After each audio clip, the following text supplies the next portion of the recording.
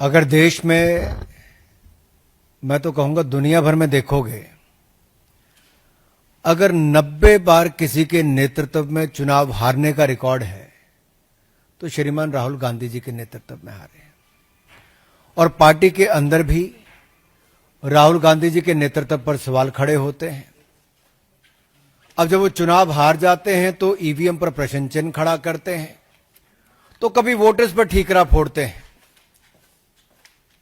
और यही नहीं, आप अनेकों उदाहरण देखिए। जब कांग्रेस ने कहा EVM is rigged for BJP, EVM machine की हेराफेरी कांग्रेस कहती रही। फिर उन्होंने कहा ईवीएम बैन करो, बैलेट पेपर को वापस लाओ। फिर अगला चुनाव हारे कहा ईवीएम्स को रिमोटली हैक्ड किया जा सकता है। फिर कह दिया वीवीपैट 100% चेक सुनिश्चित करो। हर हार के बाद कांग्रेस ने नया बहाना ढूंढने का काम किया।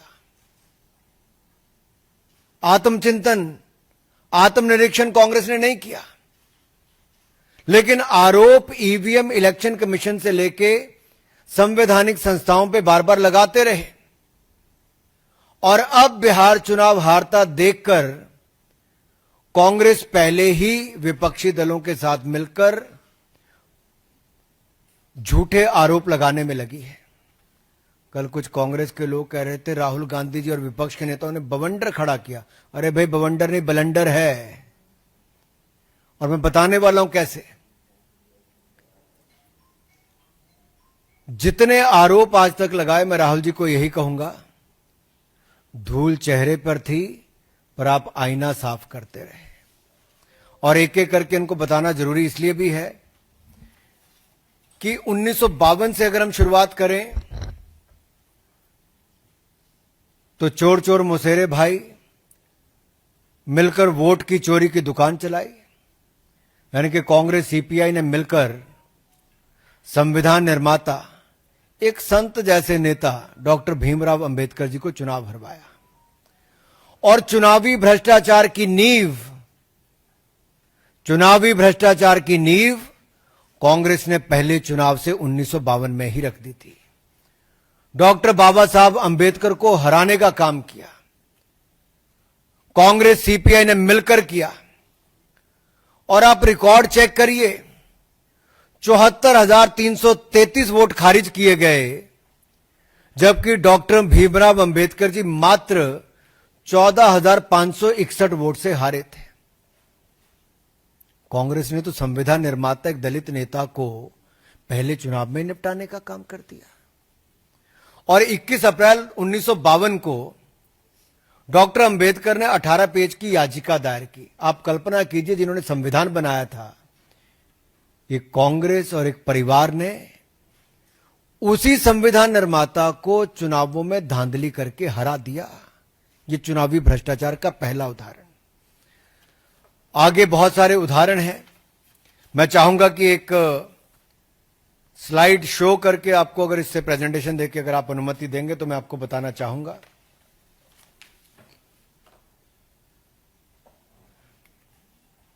अगर आप पहली स्लाइड पर देखें तो बहुत स्पष्ट दिखता है कि 1952 में, जो मैंने अंबेडकर जी का उदाहरण दिया, 1957 में बूथ कैप्चरिंग करके कांग्रेस ने काम किया। 1967 में कांग्रेस ने जेएंडके में, जम्मू कश्मीर में पूरी तरह से, एक तरह से रिगिंग करके विरोधियों के नॉमिनेशन तक खत्म करवा के ये सब कार्य कर दिए। और सरदार पटेल पे तो आज मैं क्या कहूं, वो तो कांग्रेस ने अंदर ही अंदर उनके साथ जो किया, नहीं तो सरदार पटेल शायद पहले प्रधानमंत्री होते। तो रिगिंग पार्टी के अंदर भी और देश के चुनाव में भी कांग्रेस की करने की आदत रही है। और जस्टिस सिन्हा ने जो इंदिरा गांधी जी को 2 अकाउंट्स पे गिल्टी किया था, वो आप देखिए इलेक्टोरल माल प्रैक्टिस के लिए किया था। और 1975 में जब ये उन्होंने कहा, तो 1971 के चुनाव में सरकार के सत्ता का दुरुपयोग सरकारी मशीनरी का, सरकारी कर्मचारियों का कैसे किया जा सकता है, ये कांग्रेस की एक बड़ी नेता ने करके दिखाया। और चुनाव उनको फिर उसके खिलाफ जजमेंट आई। देश को बाद में आपातकाल झेलना पड़ा। 1987 में नेशनल कॉन्फ्रेंस के साथ मिलकर लार्ज स्केल रिगिंग कांग्रेस ने की। और राइट साइड पे देखिए कीर्ति जाजी ने कहा कि पोलिंग बूथ लूटने का काम उनके और उनके पिताजी के लिए और कांग्रेस के नेताओं के लिए उस समय की कांग्रेस ने किया था। ये एक नहीं, ऐसे अनेक उदाहरण हैं। और इस परिवार और पार्टी का शुरू से शुरुआत ये रहा है कि चुनाव हारते हो तो वोटर पे ठीकरा फोड़ दो, या इलेक्शन कमीशन पे ठीकरा फोड़ दो, या इलेक्शन कमीशन के नियमों पर, कार्यप्रणाली पर प्रश्न चिन्ह खड़ा कर दो। इंदिरा गांधी जी ने तो यहां तक कह दिया कि मतदाता मूर्खों का टोला है। Indira Gandhi said voters a bunch of fools. और इस 77 का चुनाव हारने के बाद कहा। 1999 में जब राजीव गांधी जी हारे तो उन्होंने बैलेट पेपर पर ठीकरा फोड़ दिया। वो उस समय कहते थे इलेक्ट्रॉनिक मशीन लाओ, आज उनके सुपुत्र राहुल गांधी जी कहते हैं कि भाई ईवीएम बंद करो, वापस बैलेट पेपर पे जाओ। और ये एक के बाद महाराष्ट्र, हरियाणा, दिल्ली, अनेकों राज्यों और देश में 3 बार लगातार चुनाव हारने के बाद, 90 चुनाव हारने के बाद राहुल गांधी जी आरोप प्रत्यारोप पर लगातार जारी हैं। अब इनका मॉडस ऑपरेंडी क्या है राहुल जी का? चुनाव हारो, झूठे आरोप लगाओ, कभी इलेक्शन कमीशन में कंप्लेंट दर्ज मत कराओ, कभी सबूत मत दो, और लोकतंत्र को फर्जीवाड़ा करके एक तरह से जनता को भ्रमित करने का काम करो, लोकतंत्र को नीचा दिखाने का काम करो। मेरा राहुल गांधी से सीधा सवाल है, किस बात का डर है राहुल जी? शपथ पत्र नहीं देते, सबूत नहीं देते, झूठे आरोप लगाकर भाग जाते हो, और यही आपका तरीका हो गया है। भ्रम फैलाया चुनाव के समय संविधान का लेकर, आज संवैधानिक संस्थाओं पे प्रश्न चिन्ह खड़ा करते हो। और ये देखिए शूट एंड स्कूट का इनका पुराना है। इलेक्शन कमीशन ने राहुल गांधी जी को बुलाया, वोटर रोल इशू पे नहीं गए। उनको कहा एविडेंस दे दो, बार बार कहा, नहीं दिया राहुल गांधी जी ने और कांग्रेस पार्टी ने। और यहां तक कि representation of peoples act, RP act में अगर देखें सेक्शन 80 में, तो नो इलेक्शन पिटिशन फाइल की इनके किसी भी नेता ने, किसी चुनाव लड़ने वाले ने। और अगर आप दाहिनी ओर देखेंगे तो इंडियन नेशनल कांग्रेस और आरजेडी को, ये पूरा चार्ट देखिए आप ध्यान से। इलेक्शन कमीशन आज 13वां दिन हो गया लगातार बिहार में, वहां तो इनकी कोई इस तरह की बातचीत नहीं है। खुले मन से इलेक्शन कमीशन बात सुन रहा है, बिहार के लोगों को कोई दिक्कत नहीं है। लेकिन जब इनके पास बिहार में मुद्दा कोई नहीं बचा, चुनाव में जाने से पहले हार स्वीकार कर ली, तो अब झूठे आरोप लगाते हैं। अब राहुल गांधी जी का झूठ न्यू वोटर एडिशन पर देखिए साफ दिखता है। महाराष्ट्र का मैं आपको उदाहरण देना चाहता हूं। उन्होंने आरोप लगाया था कि वोटर एडिशन बहुत होगी। मैं आपको आंकड़े दे रहा हूं। 2004 में 4.7% वोट की वृद्धि हुई, यूपीए की सरकार थी। 2009 में वृद्धि हुई 4.1% की, फिर यूपीए की सरकार बनी। अब उस समय महाराष्ट्र में किसकी सरकार थी? इन्हीं की थी भाई। लेकिन जब 2019 और 24 की बात आई तो 1.3% और 4.4%, और 2014 में मात्र 3.4%। ये कम है 2004 और 2009 से। तो मैं राहुल गांधी जी से पूछना चाहता हूं और विपक्ष से पूछना चाहता हूं, क्या आपने उस समय वोट चोरी की थी, वोट फर्जीवाड़ा किया था? चुनाव आपने वैसे जीता था। आप देश के मतदाता को नीचा दिखाने का कांग्रेस पार्टी काम कर रही है। अपमान कर रहे हो आप देश के मतदाताओं का। और अगर आपको इस स्लाइड से अगला देखिए, उन्होंने दूसरा आरोप लगाया था कि 5 बजे के बाद कहते बहुत वोट बढ़ गए, जो 5 बजे से पहले कम पड़े थे। यह स्लाइड आपके सामने है। 5 बजे से पहले 58 लाख वोट 1 घंटे में पड़े, प्रति घंटा 58 लाख वोट पड़े, और 5 बजे के बाद 32.5 लाख वोट प्रति घंटा पड़े। तो स्पष्ट है कि राहुल गांधी जी के आंकड़े भी झूठे हैं और वो भी झूठे हैं। झूठ बोलो और भाग जाओ, आरोप लगाओ भाग जाओ, सबूत मत दो, केवल आरोप लगाओ, भ्रम फैलाओ। और कांग्रेस पार्टी ने जो फॉर्म 17C है, उनके सभी एजेंट ने साइन किया, कोई डिस्प्यूट नहीं हुआ। अगर उनके पोलिंग एजेंट कोई आरोप नहीं लगाते तो आप क्यों कैसे कह सकते हो? कोई इलेक्शन पिटीशन आज तक फाइल नहीं की कांग्रेस के किसी नेता ने, तो आज इस तरह के झूठे आरोप क्यों लगते हैं? और कांग्रेस में आंतरिक लोकतंत्र खत्म हो चुका है। के.एन. राजन्ना ने, कांग्रेस के वरिष्ठ नेता, जब अपनी पार्टी पर सवाल खड़ा किया कि भाई हमारी सरकार थी 2024 में कर्नाटक में कांग्रेस की, जब ये वोटर लिस्ट बनी तब आप आंखें मूंद करके बैठे थे, हाथ पे हाथ धर के बैठे थे, तब क्यों नहीं बोले? तब तो मुंह में दही जम गया था, होंठ सिल गए थे।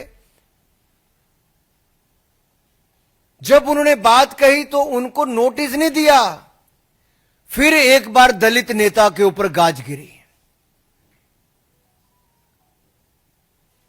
कांग्रेस ने उनको नोटिस तो छोड़ी, उनको बर्खास्त करने का सीधा आदेश राहुल गांधी जी ने दिया।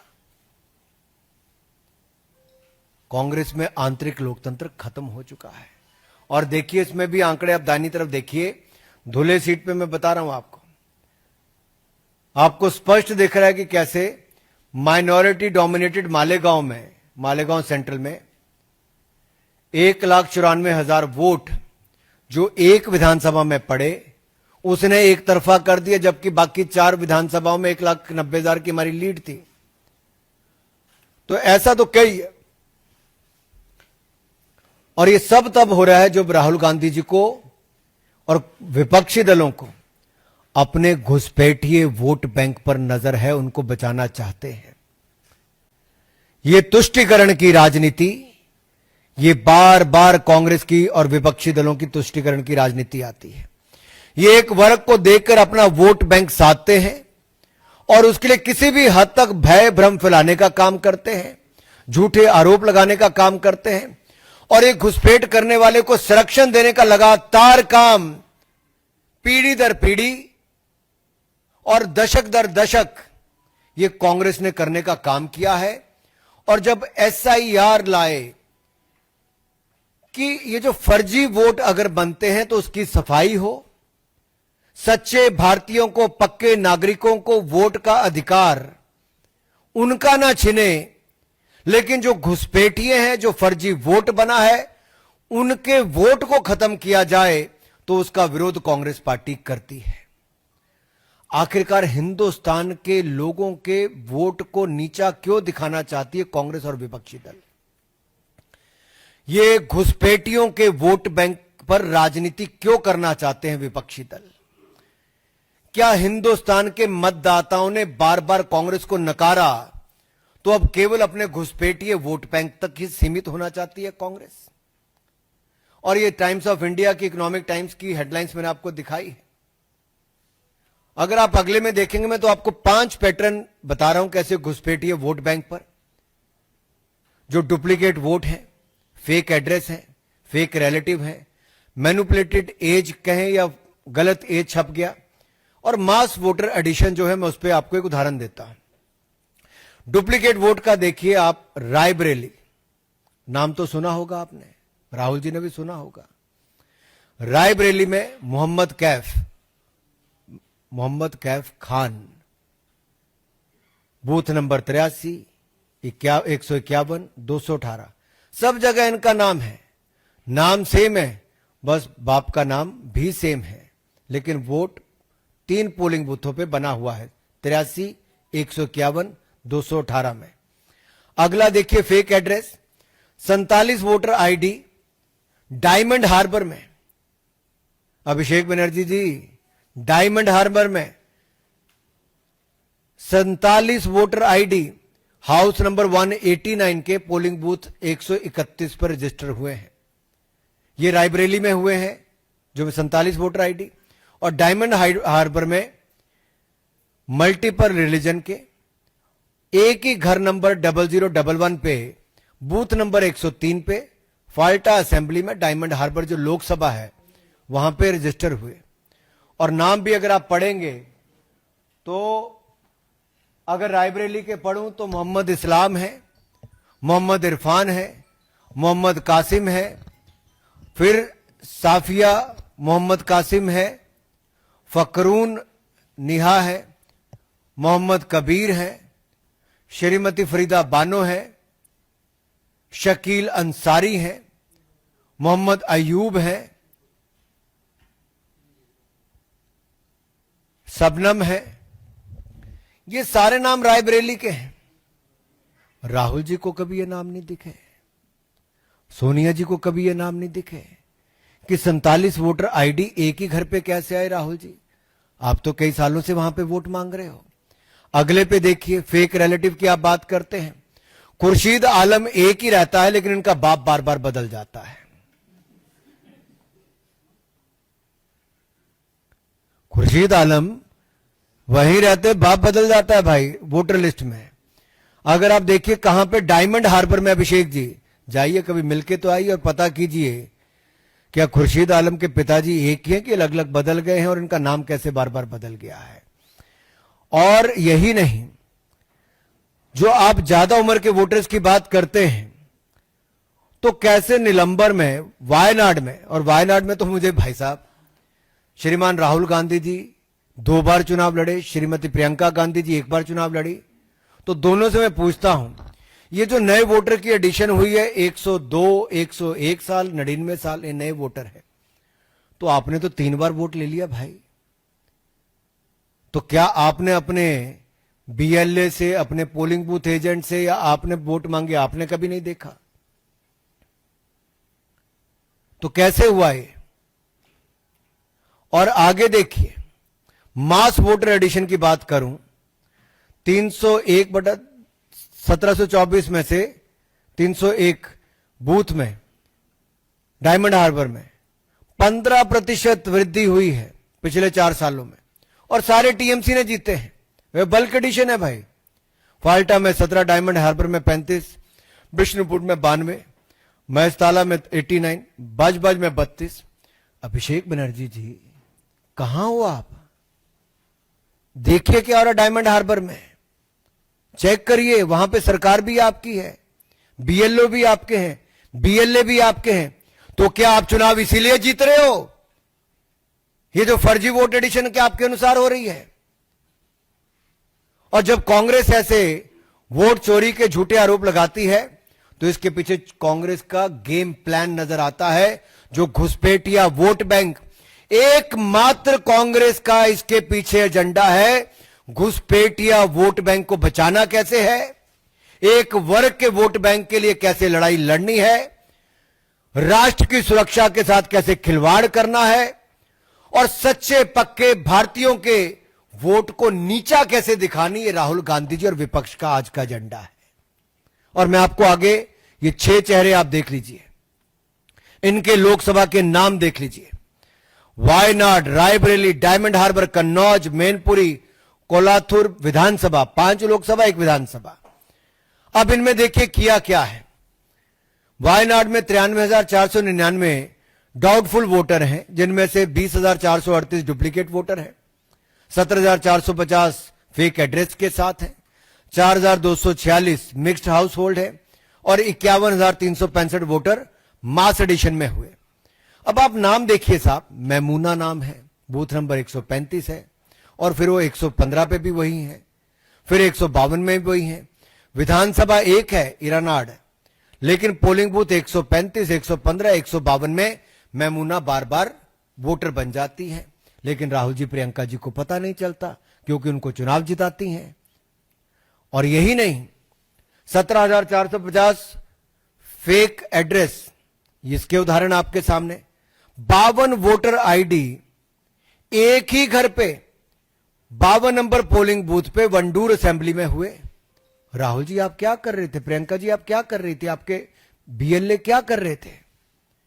फिर 4,246 वोटर मिक्स हाउस होल्ड के साथ, ये वलिकमुट्टुमल बूथ नंबर 24 में तिरुवंबडी असेंबली में हुए, और ये एक ही हाउस नंबर चंदौरी में पोलिंग बूथ नंबर 41 पे कलपट्टा असेंबली में हुए। मल्टीपल रिलीजन के लोग हैं भाई, कैसे हो गए? फिर लिली कुट्टी, इनका आप देखिए, उम्र है 102, कमलम्मा की उम्र है 101, पारू की उम्र है 101 और ये नए वोटर के रूप में ऐड हो गए। तो राहुल जी, प्रियंका जी, आप क्या कर रहे थे? 51,365 वोटर, मास एडिशन हुई अनम्मा के नाम से 99 साल की उम्र में, थेरेसी अम्मा की 99 ईयर्स की उम्र में, खादीजा की 99 ईयर्स की उम्र में। तो ये कैसे हुआ? और केरला, जहां बार बार आरोप लगता है इस तरह के कारनामों का, तो क्या राहुल जी, अमेठी में हार के बाद वायनाड आप इसीलिए गए थे कि वहां फर्जीवाड़ा आपके लोगों ने आपको चुनाव जिताने के लिए किया था? ये डुप्लीकेट रजिस्ट्रेशन कराने का काम क्या आपके लोगों ने किया था? और यूडीएफ एलडीएफ ने जो इस्लामिक रेडिकलाइजेशन का काम किया है और जिसको भारतीय जनता पार्टी वहां पे बार बार चुनौती देती है, और आप वहां पे फर्जी वोट क्या बनाने का काम करते हो आप लोग? प्रियंका जी, अब तो आपको गिफ्ट दिए, गिफ्ट तो नहीं मैं बोलूंगा, लेकिन राहुल जी ने सीट छोड़ी तो आपको चुनाव लड़ने का मौका वहां पे मिला। तो क्या आप वहां से इस्तीफा दोगे? जो कल से विपक्ष कहता है इस्तीफा दो, तो क्या ये इस्तीफा देंगे? क्या राहुल जी इस्तीफा देंगे? रायबरेली में 2,99,000 डाउटफुल वोटर्स, ये देखिए कैसे हैं। इसी में Mohammad Kaif Khan 83 number polling booth पे भी है, 151 पे भी है, 218 पे भी है। और आगे देखिए 71,977, ये फेक एड्रेस है। 47 वोटर आईडी एक ही घर हाउस नंबर 189 में 131 नंबर पोलिंग बूथ पे रायबरेली में बने हैं। 31 वोटर आईडी हाउस नंबर 86 पे बने हैं हरचांदपुर में। तो राहुल जी कैसे बन गए? जवाब दीजिए।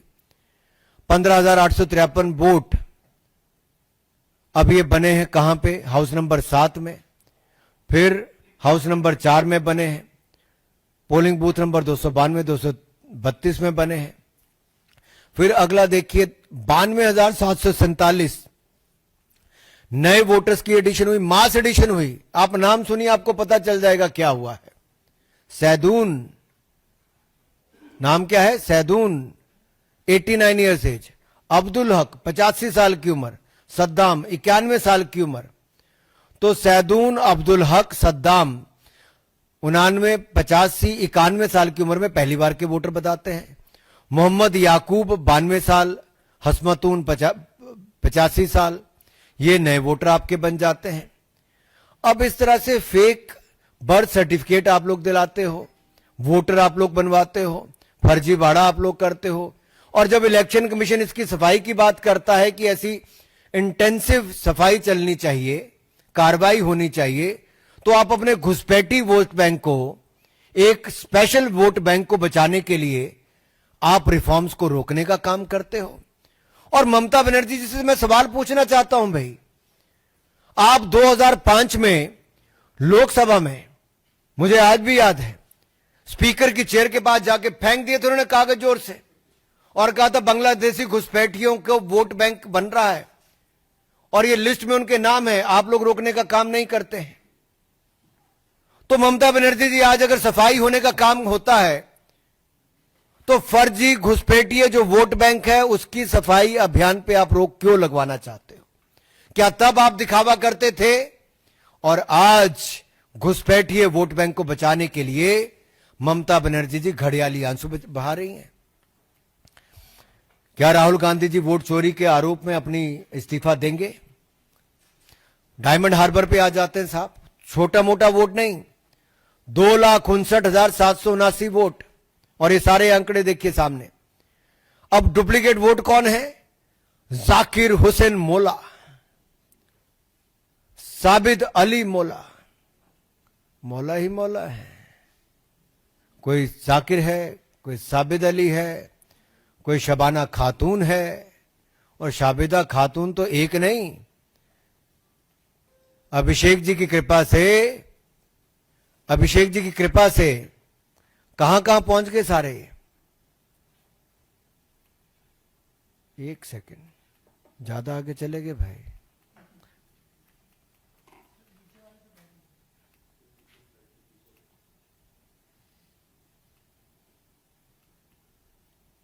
एक सेकंड,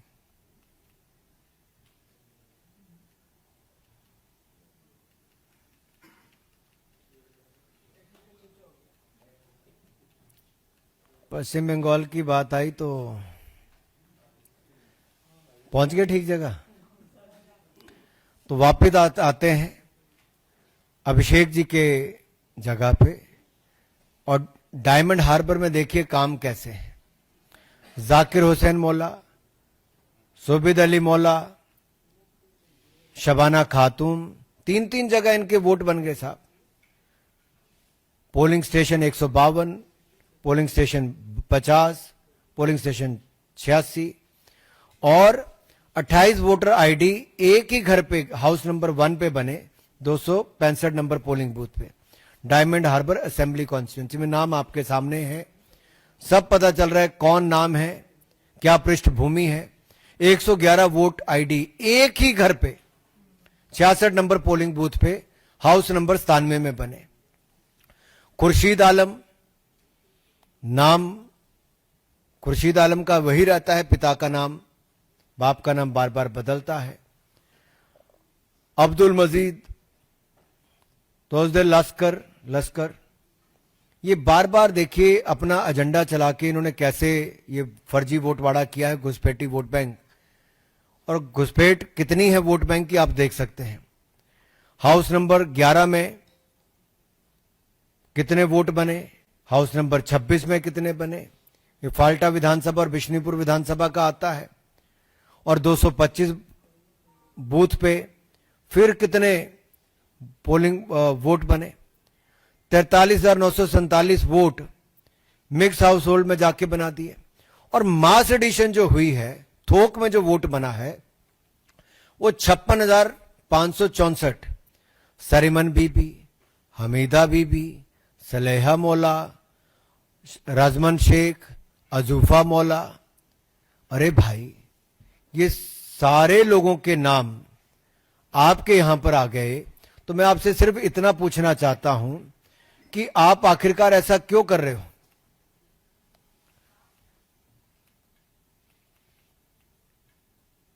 क्या अभिषेक जी ये घुसपैठी वोट बैंक के बारे में जवाब देंगे?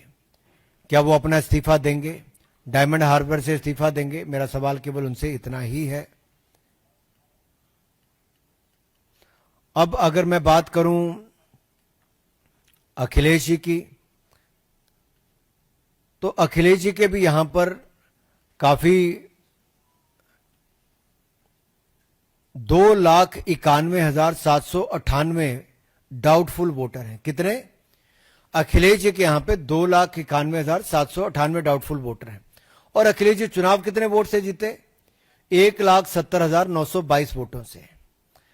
अब साहब इसमें देखिए बड़ी मजेदार बात है कि अकील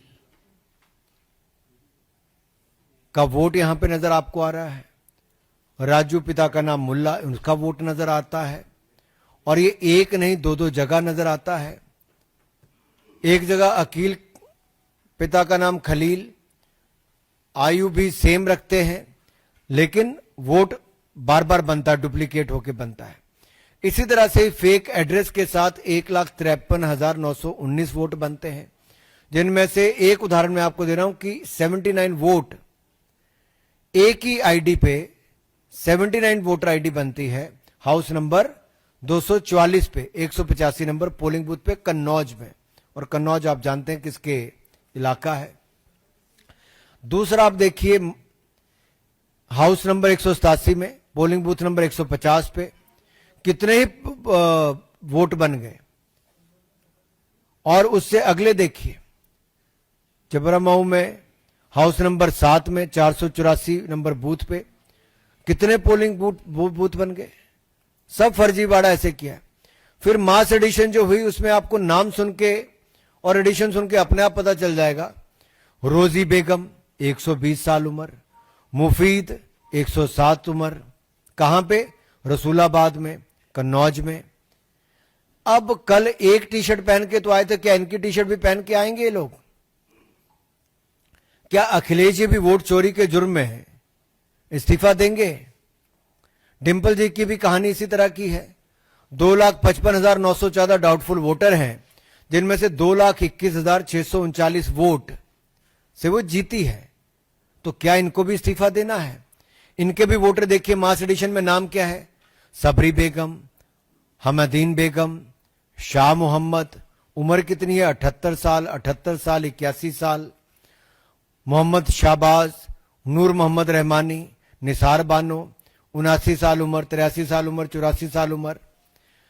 अब डिंपल जी से मेरा सवाल यह है, क्या वो भी इस्तीफा देंगी? और कोलत्तूर में 19,476 डाउटफुल वोटर हैं स्टालिन जी के यहां पे, और आप देखिए 9,133 वोटर फेक एड्रेस पे कैसे बने हैं। हाउस नंबर 11 पे 30 वोटर आईडी एक ही घर पे बन गई, 84 नंबर पोलिंग बूथ पे कोलत्तूर असेंबली सेगमेंट में।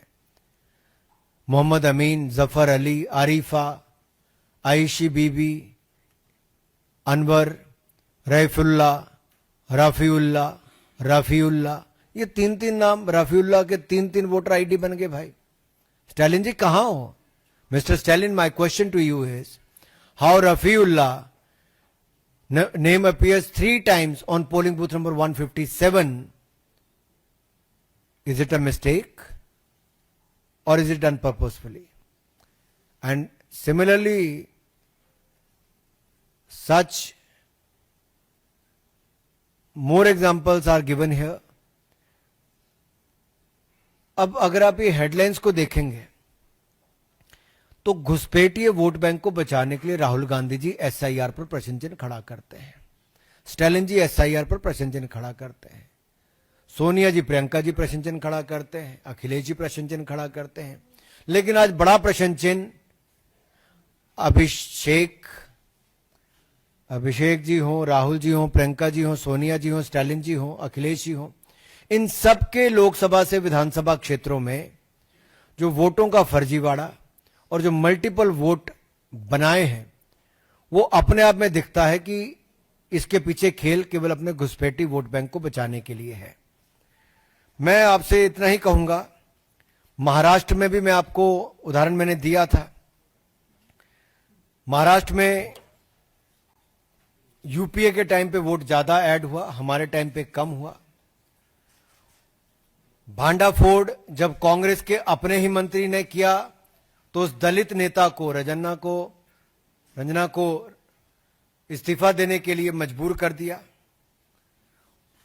फेक रिलेटिव्स का खेल अभिषेक जी के लोकसभा क्षेत्र में साफ देखने को मिला। अब तो यही लगता है विपक्ष के इस शोर को देख के कि चोर मचाए शोर। और मैं एक बात जरूर कहूंगा, वायनाड से लेकर रायबरेली से लेकर डायमंड हार्बर हो या अखिलेश जी का लोकसभा क्षेत्र हो, हर जगह यह सवाल खड़ा होता है कि इन्होंने फर्जी वोट क्यों बनने दिए, आखिरकार इन्होंने ये काम क्यों किए, क्या ये वोट की चोरी और घुसपैठियों को जो संरक्षण है इसको देखते हुए अपना इस्तीफा देंगे? तो मेरा उनसे सवाल है, अखिलेश जी, राहुल जी, प्रियंका जी, ये कब इस्तीफा देंगे? और प्रोपेगेंडा किंग तो आपको पता ही है कौन है, जो हर बार भय और भ्रम फैलाने का काम करते हैं।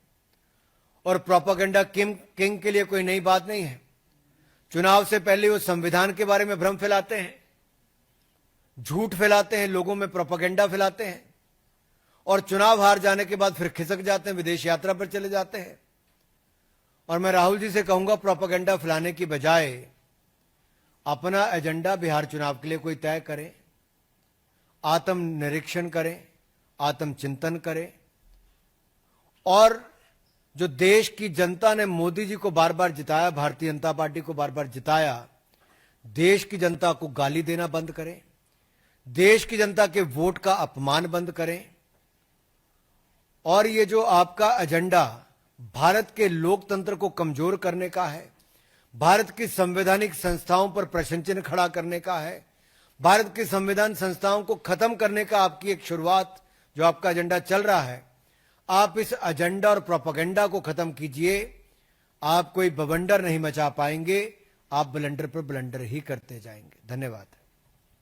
मित्रों, प्रश्न सादर आमंत्रित है देवेंद्र पारासर, इंडिया टीवी। जैसा कि आपने बताया कि वोटिंग में बहुत सारी संदिग्ध चीजें हैं, ऑपोजिशन भी यही बात कहते रहा है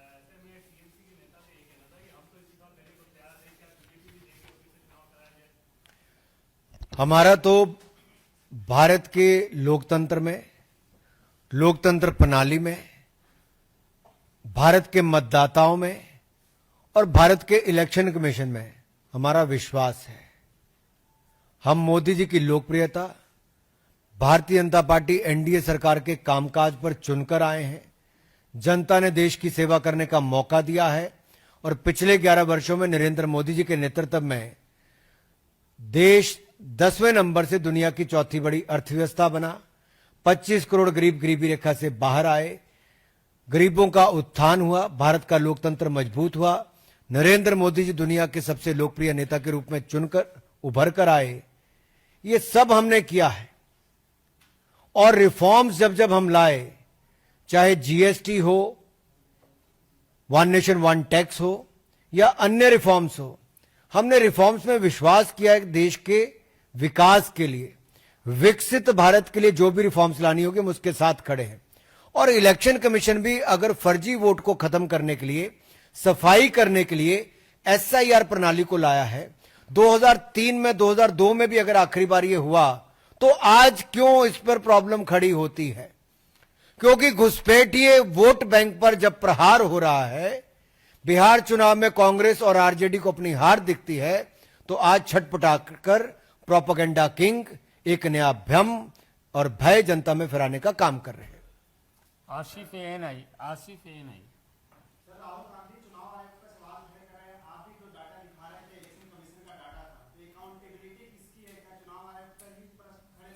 मैं आपसे एक सीधा, जब आपने अपना वोट बनाया तो किसने बनाया? देश में अपना वोट, जब मैं 18 साल का बना तो मेरी जिम्मेदारी में अपना वोट बनाऊं,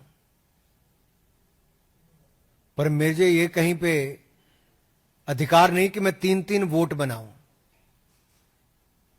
अलग अलग पोलिंग बूथ पर, एक ही पोलिंग बूथ पर 3 वोट बनाऊं, ये अधिकार नहीं है कहीं पे। और बीएलए हर पॉलिटिकल पार्टी अपॉइंट करता है। इलेक्शन कमीशन उनको सूची देती है, फाइनल तो बाद में देती, पहले भी देती है। तो क्या कांग्रेस ने कभी ऑब्जेक्शन किया? अरे जिस पार्टी ने 60 साल राज किया हो, एक बार नहीं 60 साल राज किया। मेरा सबसे बड़ा सवाल तो कांग्रेस से यही है कि आपने देश में 60 साल राज किया, आज आप उस पर सवाल खड़ा करते हो। और मेरा कांग्रेस से सवाल एक और है, आप कर्नाटक में 26 साल सरकार में रहे, आप महाराष्ट्र में 35 साल सरकार में रहे, कांग्रेस आंध्र प्रदेश में 27 साल सरकार में रही। ममता बनर्जी जी लगातार सरकार में है। कम्युनिस्ट पार्टी इतने लंबे समय तक सरकार में बंगाल में रही, तो क्या आप क्या कहना चाहते हो? क्या आपने तब वोट चोरी किया था? क्यों? कांग्रेस का इतिहास तो मैंने 1952 से बता दिया। कांग्रेस का इतिहास मैंने 1952 से बताया कि अंबेडकर जी को हराने का कांग्रेस ने काम किया था। लेकिन एक इतिहास में आपको और बताना चाहता हूं कि कांग्रेस केवल वोट चोरी नहीं, कांग्रेस सीधे सीधे चुनाव आयोग को भी चोरी करने का काम करती थी। कांग्रेस सीधे सीधे चुनाव आयोग को भी चोरी करने का काम करती थी। 2005 में खबर छपी कि श्री नवीन चावला को इलेक्शन कमिश्नर अपॉइंट किया सोनिया गांधी जी ने। अरे भाई, प्रधानमंत्री मनमोहन सिंह थे तो सोनिया गांधी जी ने अपॉइंट कैसे कर दिया?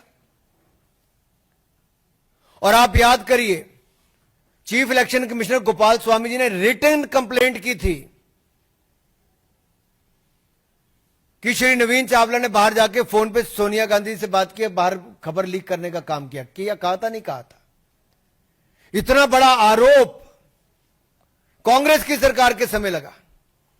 और यही नहीं, अगर आप देखिए, मनमोहन सिंह गिल इलेक्शन कमिश्नर थे, रिटायर हुए, कांग्रेस के सांसद बने, केंद्रीय मंत्री बन गए साहब। और उदाहरण दूं, आरके त्रिवेदी जी कांग्रेस में शामिल हुए, फिर गुजरात के गवर्नर बन गए, इलेक्शन कमिश्नर थे साहब। और तो और रमा देवी जी मेरे हिमाचल प्रदेश की गवर्नर रही, ये इलेक्शन कमिश्नर, कांग्रेस में शामिल, फिर गवर्नर बन गए। लिंगदो जी कांग्रेस में शामिल हो गए। और तो और टीएन शेषन जी की आप बड़ी बड़ी बातें करते हो। टीएन शेषन जी इलेक्शन कमिश्नर, रिटायर हुए, कांग्रेस में शामिल हुए, चुनाव लड़ा, हार गए। अरे भाई, सोनिया जी से लेकर इंदिरा जी से लेकर राजीव गांधी जी तक पुराने इलेक्शन कमिश्नर्स का नाता और नियुक्ति इलेक्शन कमीशन में होना, फिर कांग्रेस पार्टी को ज्वाइन करना, किसी को केंद्रीय मंत्री बनाना, किसी को कहीं का गवर्नर बनाना, ये कांग्रेस चुनाव आयोग का खेल खेलती थी। चुनाव आयोग को ही चोरी करने का काम करती थी, घुसपैठियों का वोट बनाने का काम करती थी। भारतीय जनता पार्टी ये नहीं करती। हम तो कहते हैं कोई भी रिफॉर्म लाओ, हम रिफॉर्म के लिए हैं, हम स्वच्छता के लिए हैं। नीरज पांडे, जी न्यूज।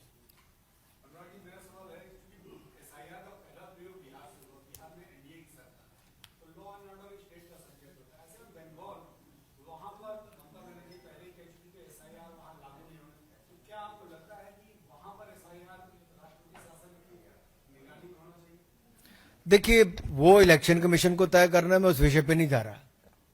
आज सवाल यह है कि विपक्ष बवाल या झूठे आरोप क्यों लगा रहा है।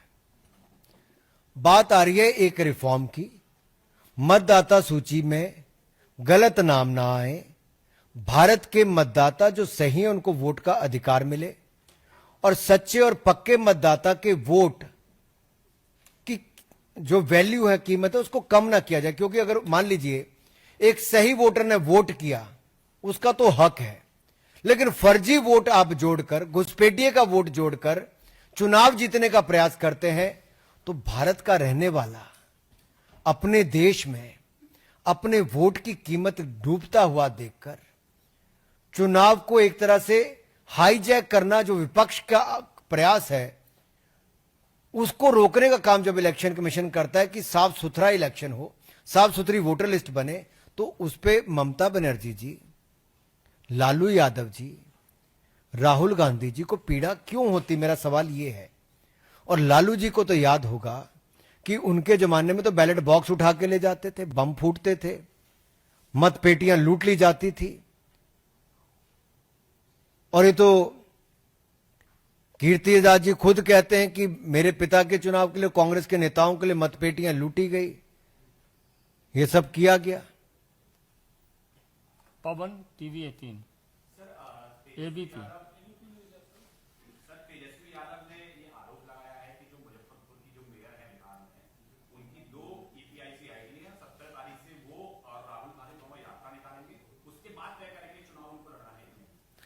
मेरा बड़ा सीधा 13 दिन से ड्राफ्ट वोटर लिस्ट बिहार में इलेक्शन कमीशन ने दी है, दी कि नहीं दी? सभी राजनीतिक दलों को दी है, उनके नॉमिनीज को दी है। जिसको कोई ऑब्जेक्शन लगता है, ऑब्जेक्शन फाइल करो, वोटर लिस्ट में से उनका नाम कट जाएगा। अगर घुसपैठियों का वोट, फर्जी वोट विपक्ष ने बनवाया, अगर वो कट गया तो सफाई का काम हुआ। अगर इनको लगता है कहीं और भी कोई गलत वोट बना है, आप ऑब्जेक्शन करिए, आपके बीएलए हैं, बीएलओ के पास जाओ, आप अपना सबूत दो, वोट कटवा दो, प्रक्रिया को फॉलो करो। हम तो सफाई अभियान के साथ हैं। हम चाहते हैं निष्पक्ष चुनाव हो, मतदाता सूची बिल्कुल साफ सुथरी बने, घुसपैठी वोट बैंक को बिल्कुल ना करने दिया जाए, और अगर उसके लिए कोई कदम उठाए गए तो उसको हम स्वागत करते हैं। अंकित, इसी तरह से जिस तरीके से राहुल गांधी का जिक्र किया, राहुल गांधी तो बाकायदा कह रहे हैं कि हमारे पास में जो है ये दस्तावेज है, और सिर्फ एक ही सीट का नहीं है, बल्कि अब तो वो दावा ये कर रहे हैं कि करीबन जो है 48 से 50 सीटों का डेटा उनके पास मौजूद है, जो ये दिखाता है कि किस तरीके से वोटर लिस्ट में नाम जोड़े गए, हटाए गए। तो अभी उन्होंने शुरुआत की है, आने वाले दिनों में उनका दावा है बहुत फरमान और है। देखिए, मैं इतना ही कहूंगा, अपनी जन विरोधी नीतियों के कारण विपक्ष चुनाव हारता है, और हार के बाद ठीकरा ईवीएम पर फोड़ता है, जनता पर फोड़ते हैं, फर्जी न्यूज फैलाते हैं, चुनाव आयोग को कोसते हैं, लेकिन कभी शिकायत दर्ज करवाने नहीं जाते। आपके सवाल का जवाब में यही है, ऐसी कौन सी मजबूरी है कि विपक्ष शिकायत दर्ज करवाने क्यों नहीं जाता? ईवीएम कहते हैक हो जाती, उसका सबूत क्यों नहीं देता? फर्जी वोट है तो उसके ऊपर हल्फनामा क्यों नहीं देता? और आरोप लगाते हैं तो भागने का काम क्यों करते हैं? देखिए, आरोप लगाना फिर भाग जाना, यह विपक्ष और राहुल गांधी जी की आदत बन गई। संजय शर्मा। अनुराग जी, आपने इतनी सारी कमियां खामियां गिनाई हैं, लगभग यही काम विपक्ष भी करते आ रहा है। अब क्या लगता है आपको, चुनाव आयोग पे इतने सारे सवाल खड़े हो रहे हैं, आपको लगता है कि चुनाव की जो प्रक्रिया है वो पारदर्शी नहीं है, क्योंकि इसमें इतनी सारी खामियां आप ही गिनाते हैं? देखिए, ये फिर मैं आपको बता रहा हूं, वोट आपने अपना बनाया था कि किसी और ने आपका वोट बनाया? हम खुद अपना वोट बनवाते हैं, पर 3 बार तो नहीं बनाते, 5 बार तो नहीं बनाते, पिता का नाम बदल बदल के तो नहीं बनाते। अगर कहीं कोई गलत बनाया किसी ने, एक ही घर पे अगर 80 लोगों के नाम के वोट बन गए, हो सकता है कहीं पे एक घर में इतने लोग रहते भी हो, कोई बड़ी बात नहीं, 30-40 लोग रहते भी बहुत जगह। मैं जब जिस घर में रहा पहले, वहां पे हम ज्वाइंट फैमिली में रहे, बहुत सारे लोग, 35-40 लोग तो हम कम से कम रहते ही थे, जिनका वोट उस समय भी होता होगा। मैं ये कह रहा हूं कि अगर फिर भी कहीं कोई गलत हुआ है तो उसकी एक प्रक्रिया है ना। प्रक्रिया को अगर सुधारने का काम इलेक्शन कमीशन कर रहा है तो विपक्ष को इस बात की पीड़ा क्यों है? क्या विपक्ष की दुखती रग पे हाथ रख दिया है, उंगली रख दी है? क्या विपक्ष के घुसपैठी वोट बैंक पर इलेक्शन कमीशन ने उंगली रख दी है? क्या ये जो फर्जीवाड़े से वोट बैंक बना, उसका लिस्ट से निकलने पे उनको दर्द होता है? मैं ये कह रहा हूं कि अगर ये आरोप लगाते हैं कि हम लोग चुनाव उसके कारण जीते, तो मैंने इनके लोकसभा क्षेत्रों में बताया कि जितने डुप्लीकेट, फेक आईडी और फेक वोटर कार्ड और मल्टीपल वोट बने हैं, वो इनकी जीत से ज्यादा हैं। तो क्या श्रीमान राहुल गांधी, अखिलेश यादव, डिंपल यादव जी या अभिषेक बनर्जी जी से लेकर प्रियंका गांधी जी, स्टैलिन जी, सबको इस्तीफे देने चाहिए? सवाल आज ये खड़ा होता है, अगर कहीं पे इनको त्रुटि लगती है तो उन त्रुटियों में सुधार करने के लिए इलेक्शन कमीशन आगे अगर आता है तो उनका साथ देना चाहिए कि विरोध करना चाहिए? सवाल यहां पे है। हिमांशु।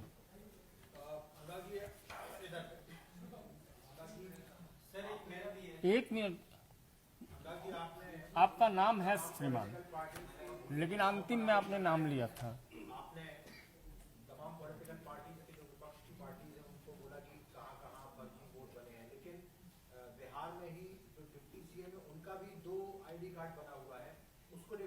उन्होंने अपनी बाइट दे दी, जवाब दे दिया उन्होंने। प्रज्ञा। सर, सिर्फ समाजवादी पार्टी कांग्रेस नहीं, लेफ्ट भी अटैक कर रही है बीजेपी पे। इनफैक्ट कांग्रेस के जो लीडर्स हैं उन्होंने सुरेश गोपी जी के अगेंस्ट मैनिपुलेशन एंड वोटर इसका कंप्लेन किया है, जिसमें त्रिशूल पुलिस जो है उसने इन्वेस्टिगेशन स्टार्ट कर दी है। और दिल्ली में अगर आम आदमी पार्टी की बात करें तो वो मैसिव जो है वोटर हैक हुआ था दिल्ली में। किस तरीके से लोगों देखिए, मैंने पहले भी आपको कहा कि विपक्ष कर क्या रहा है। अब बड़ा ध्यान से देखिए, विपक्ष बार बार एक ही एजेंडे पे चल रहा है, और श्रीमान राहुल गांधी जी तो 90 बार हारने के बाद, 90 बार राहुल गांधी जी के नेतृत्व में कांग्रेस हारी। जब पार्टी के अंदर उनके नेतृत्व पर सवाल खड़े हुए, तब उन्होंने ईवीएम पर ठीकरा फोड़ा, इलेक्शन कमीशन की प्रक्रिया पर, मतदाताओं पर, यहां तक कि वीवीपैट पर, या फिर ईवीएम हैक करने की बात कहती। ये सारी बातें क्या है? बहाना है। ईवीएम पर केवल निशाना लगाना है, जनता पर निशाना लगाना है, लेकिन आत्मनिरीक्षण नहीं करना कि चुनाव क्यों हार रहे हैं। कमलेश जी। भाई, लेफ्ट और कांग्रेस तो 1952 में डॉक्टर अंबेडकर को हराने के लिए जो उनके 73,000 से ज्यादा मतों को निरस्त कर दिया था, यह कांग्रेस और लेफ्ट ने किया था। कोई जवाब है कांग्रेस के पास? भारत के लोकतंत्र को लूटने की नींव तो, और एक दलित नेता, संत नेता को हराने का काम तो कांग्रेस ने 1952 में शुरू कर दिया था।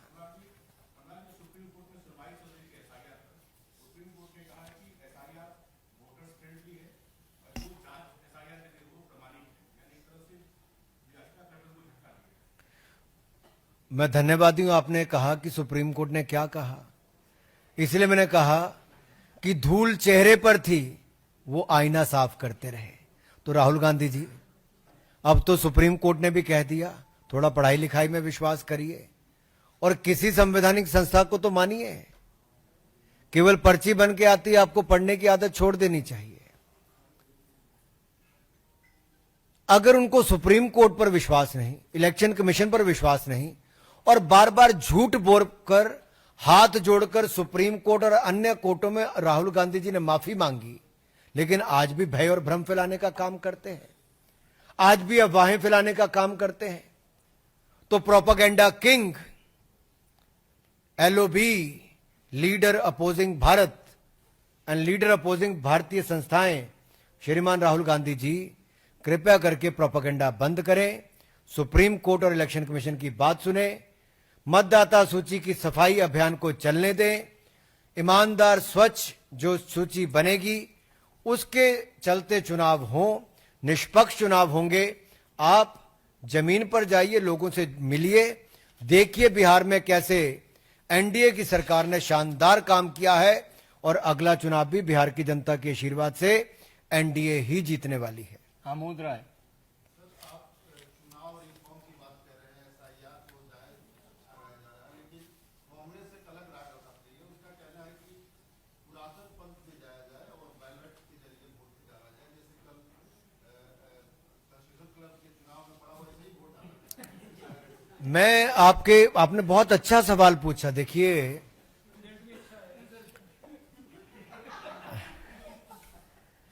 आपका सवाल बड़ा अच्छा है। मैं आपको फिर एक बार 1977 में ले जाऊं, 1999 में ले जाऊं और आज 2025 में वापस ले आऊं। 1977 में इंदिरा गांधी जी ने कहा, voters are a bunch of fools, मतदाता मूर्खों का एक टोला है, ये इंदिरा जी ने कहा। राजीव जी ने कहा, बैलेट पेपर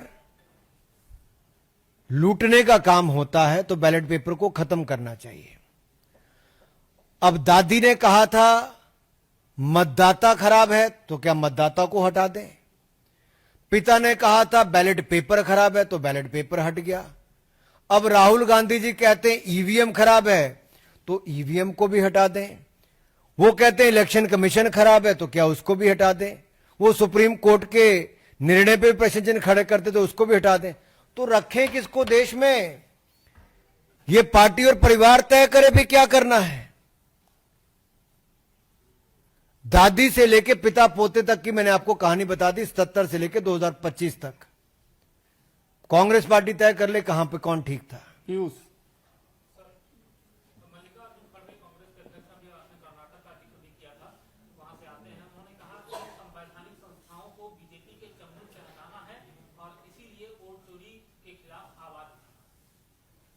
भाई मैं बड़ी स्पष्ट बात एक ही शब्द में कह रहा हूं, निष्पक्ष चुनाव हो, मतदाता सूची बिल्कुल ठीक बने, बीएलओ जो है वो अपना काम करते हैं और बीएलए जो हम लोग नियुक्त करते हैं वो हर राजनीतिक दल को उसका अधिकार है। 13 दिन से अगर ड्राफ्ट वोटर लिस्ट प्रदेश में दे दी गई है तो बिहार में कांग्रेस का कार्यकर्ता क्या कर रहा है? मेरी पहली बात यह, आरजेडी का कार्यकर्ता क्या कर रहा है, बीएलए क्या कर रहा है। महाराष्ट्र का इन्होंने आरोप लगाया, महाराष्ट्र में मैंने स्पष्ट कहा 4 विधानसभाओं में, मान लीजिए एक चुनाव में अगर 4 विधानसभाओं में, मैंने आपको उदाहरण देके कहा था 1,90,000 वोट से हम लोग आगे थे। एक ही विधानसभा क्षेत्र जहां पे एक समुदाय बाहुल था वहां 1,95,000 वोट से वो लीड कर गए। तो क्या वहां वोट चोरी किया था इन्होंने जो 5,000 वोट से लोग चुनाव जीत गए? यानी कि 4 विधानसभाएं एक तरफ, एक विधानसभा में आप लोग 1,95,000 की लीड लेके कहते हो तो क्या वहां का सांसद इस्तीफा देगा? सवाल यह खड़ा होता है कि आरोप प्रत्यारोप केवल बिहार चुनाव के होने वाली हार को पहले देखकर राहुल गांधी जी आज एक प्रोपेगेंडा कर रहे हैं। दीपक IANS। मनोज झा ये कह रहे हैं कि हम चुनाव आयोग से हाथ जोड़कर अपील करते हैं कि बांग्लादेश चुनाव आयोग को अपना आदर्श ना माने, यानी कि एक तरीके से धमकी दे रही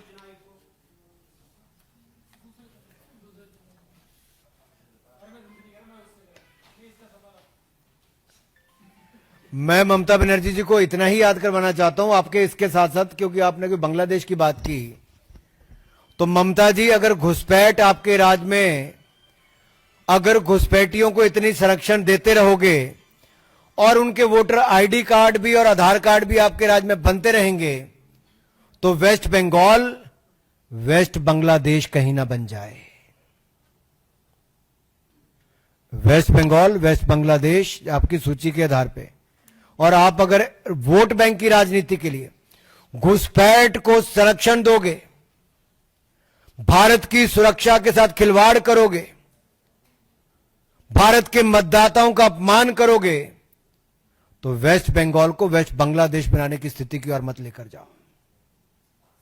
अंतिम सवाल है जी, वही अब माफ कर दीजिए, आपका ले चुके हैं 1 घंटा हो गया।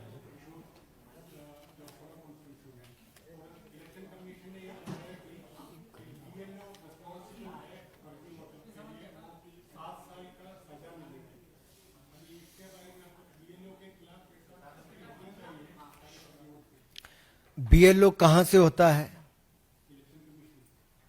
राज्य के ही अधिकारी होते हैं भाई, राज्य के ही अधिकारी होते हैं ना। तो कर्नाटक के कांग्रेस के मंत्री ने यही कहा कि 2024 में जब मतदाता सूची बन रही थी, तो उस मतदाता सूची बनाते समय क्या उस समय की कांग्रेस की सरकार और अधिकारी आंखें मूंद के बैठे थे, हाथ पे हाथ धर के बैठे थे? क्या तब आपके होंठ सिल गए थे, मुंह में दही जम गया था? जो आज आवाज उठाते हो, तो उसके बदले कांग्रेस ने क्या किया, राहुल गांधी जी ने क्या किया? कांग्रेस के मंत्री जो दलित समुदाय से आते हैं, इन्होंने उनको ही बाहर का रास्ता दिखा दिया और उनको सस्पेंड कर दिया, उनकी छुट्टी कर दी। ये कांग्रेस में आंतरिक लोकतंत्र खत्म हो गया साहब। आवाज उठाया तो उसको ही बाहर का रास्ता दिखा दिया केएन राजन्नन ने। और मैं आपको मालेगांव का उदाहरण मैंने पहले भी बताया, मैं एक बार फिर बता दूं, आपको आंकड़ों के साथ बता रहा हूं, मैंने अभी निकाला भी था, एक बार फिर आपको बताऊं। 4 विधानसभाओं में हम लोग 1,90,000 वोट से आगे थे। एक ही विधानसभा में 1,95,000 वोट कांग्रेस को मिल जाता है। कैसे मिल गया?